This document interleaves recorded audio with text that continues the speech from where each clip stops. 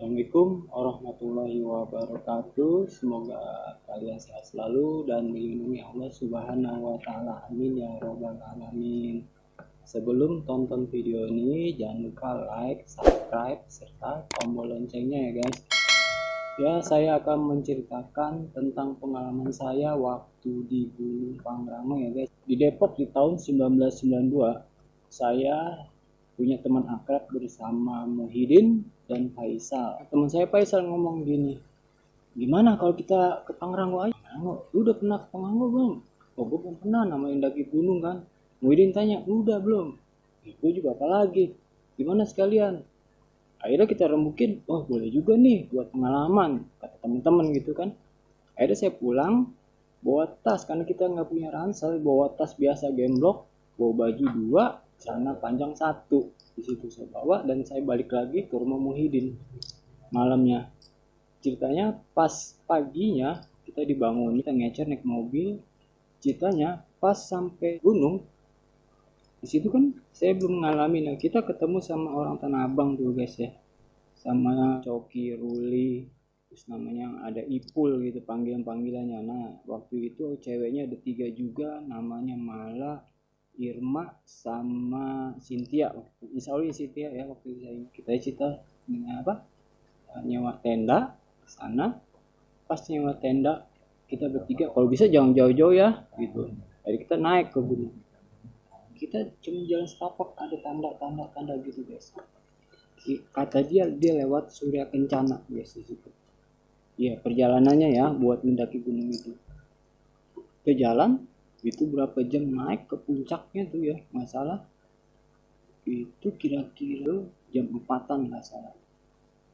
Pas dia jam 4, kata si Ipul sama temennya Coki sama Ruli, dia bilang, udah kita nyari kayu bakar dulu.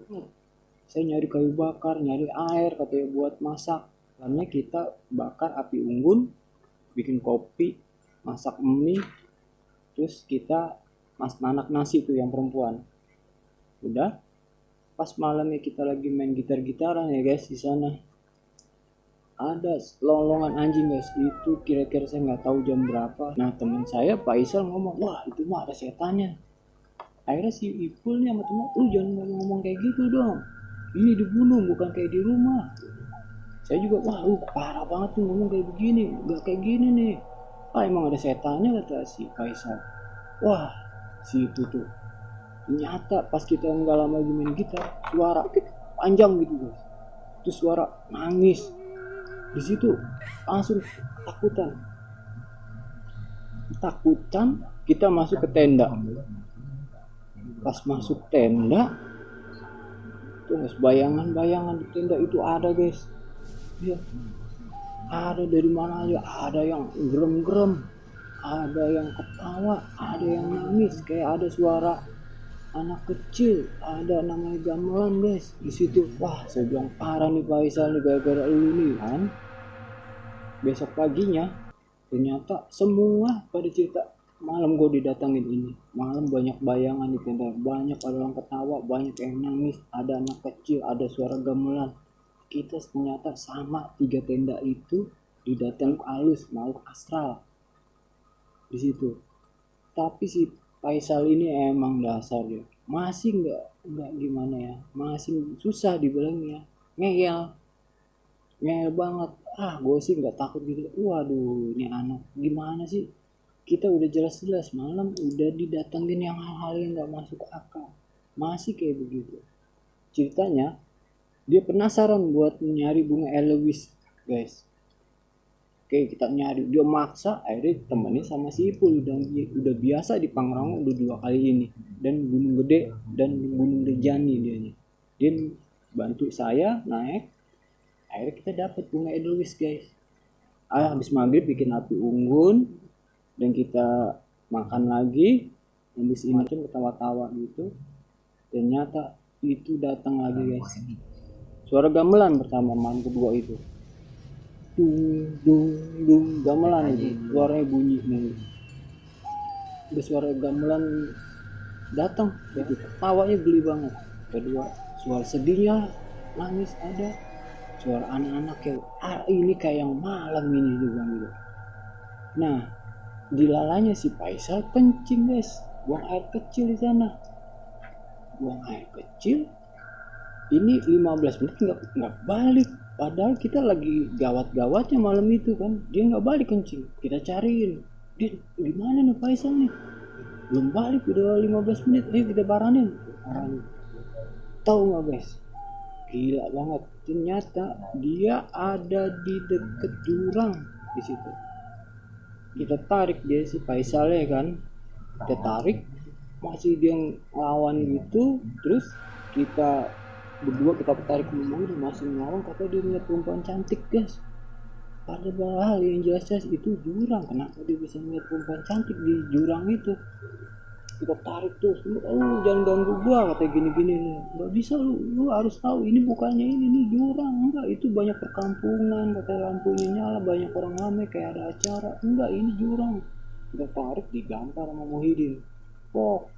Ini pipinya 2 kali baru dia sadar. Gua ada di mana, katanya. Lu ada di mana? Lu lihat ini jurang, lu mau nyemplung. Emang lu kenapa? Saya langsung ya tarik, kita ngobrol. Lu ngeliat apaan? Gila, tadi gue ngeliat wanita cantik di situ, gue ngikutin dia ngajak gue, katanya. Tahu nggak lu, yang lu ajak itu lu mau diceburin ke jurang, bukannya lu mau diajak, itu masa lu nggak sadar? Saya bilang gitu kan, dibilang Ipul sama Ruli ngacok juga. Wah, lu mah parah, lu berarti masalahnya nih, katanya. Akhirnya pas kedengaran kedua kali tuh suara-suara ngerem, suara apa, kita masuklah ke dalam camp kita, tenda kita. Di situ guys, ada cewek itu kesurupan, karena tendanya nggak jauh, dia kesurupan. Wah, teriak-teriak begitu. Ya kita keluar lagi kan dari tenda. Wow, dipegang 3 orang itu, kita mental semua, gila, mental duas. Udah gitu, oh ini juga kenapa sih, pegang si itu, si Malak nangis, si Cynthia nangis.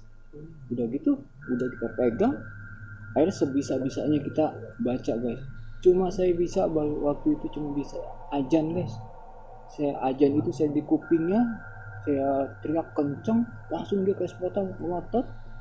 Wah, langsung dia sadar, dia itu sadar, dikasih minum. Wah, jangan ninggalin gua, kita tetap sama-sama atau di tenda, satu tenda. Wah, gua nggak bisa gini kata yang lain, karena dia cewek ya kan, 3 orang, kita ini kan cowok, jadi 6, jadi sebenarnya 9 ya. Nggak bisa ya, udah kayaknya kita kompakin, masukin satu tenda, sian cewek kan, surupan lagi satu lagi semalam. Wah, di situ takut juga. Kayak kita dikebiri di situ, nggak bisa ngapa-ngapain, kayak orang bingung, juga kayak nggak bisa kemana-mana deh.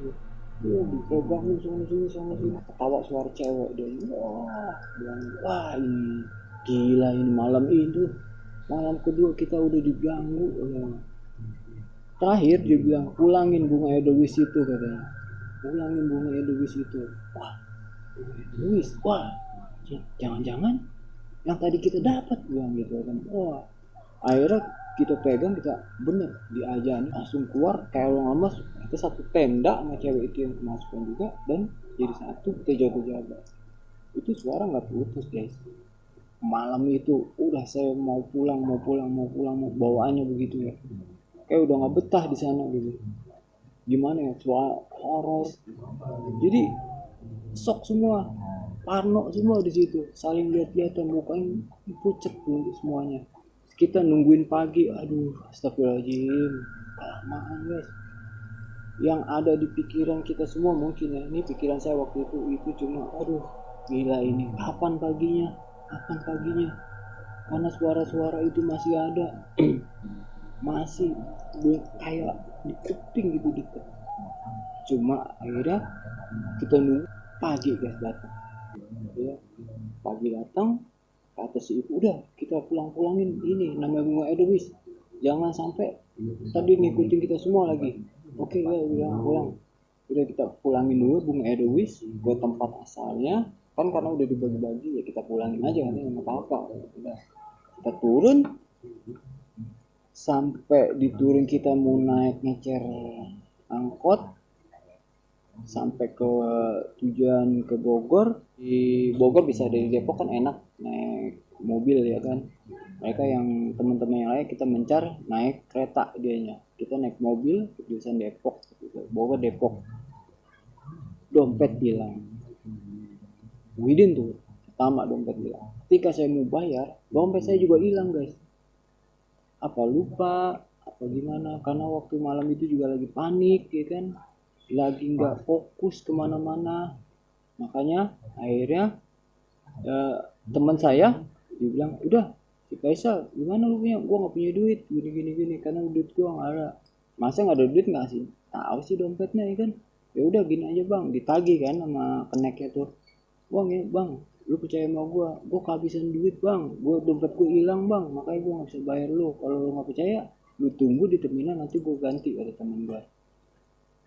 Karena kita juga mungkin lihat kecapean, mungkin kita dilihatnya jujur kali ya, akhirnya dikasih lah. Sampai di Depok kita pulang, dibalik lagi temen ngasih uang itu, uang yang kita bertiga kan. Nah itu pengalaman yang saya alami ya guys. Kayaknya gimana ya, untuk anda yang baru pemula buat mendaki gunung, apalagi yang udah pengalaman ya, maaf sebelumnya, kalau bisa sih jangan ngomong sembarangan intinya. Sebab kenapa guys, itu yang saya alami bersama teman saya.